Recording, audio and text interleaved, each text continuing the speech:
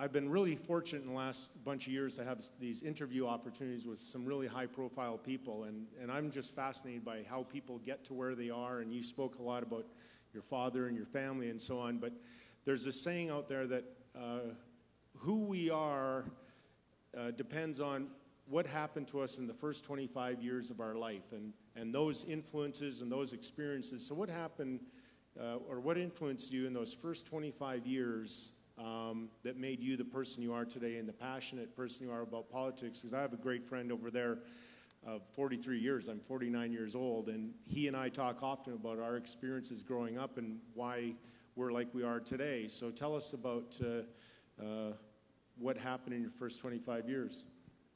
Well, I come from a family that is 5 kids. I was a middle child, so you can see that I do suffer from middle child syndrome. Look at me, Mom. I remember growing up as a kid that we laughed, and I got that from my mother. My mother is one of these people that joie de vivre and loves to laugh. My father was that strong, silent guy. He was the guy that every guy thought was cool. He was just physically strong, because he was a general contractor. I mean, he could screw in a screw into a wall faster than you could do a power drill. He just had mammoth Popeye forearms, which sadly I did not get from him.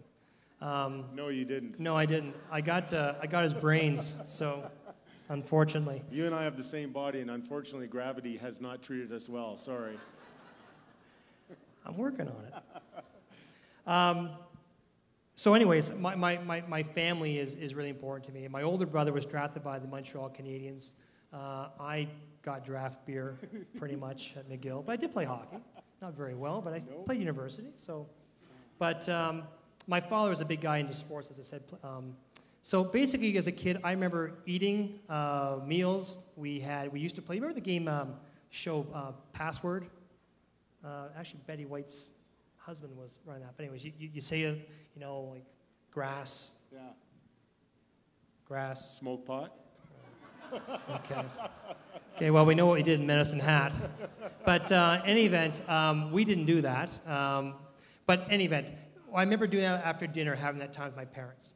So growing up, probably one of the most traumatic experience we had as kids is, and this is kind of reflects about people who are suffering over the last couple of years. My father was a general contractor, and I remember as a kid sitting at the dinner table. My dad was very open about business and talking to the family. My mom was a nurse, and in the early '80s, he did some jobs, didn't get paid.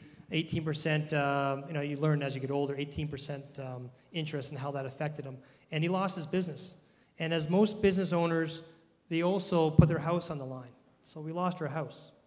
And I can tell you, my mother, watching her walk out with a bale of, walking out of your family home was probably one of the most devastating things, I think, for my mother.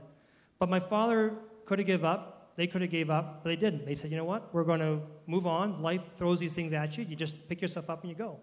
And my father started at a friend's factory, a janitor, just to get going. And, of course, my father's a hardworking man. He was a smart man.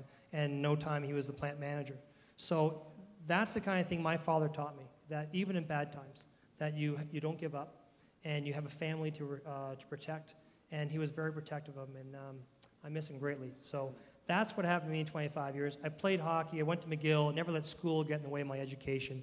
Learned the difference between draft beer and free beer. And there's not much difference. They're both good.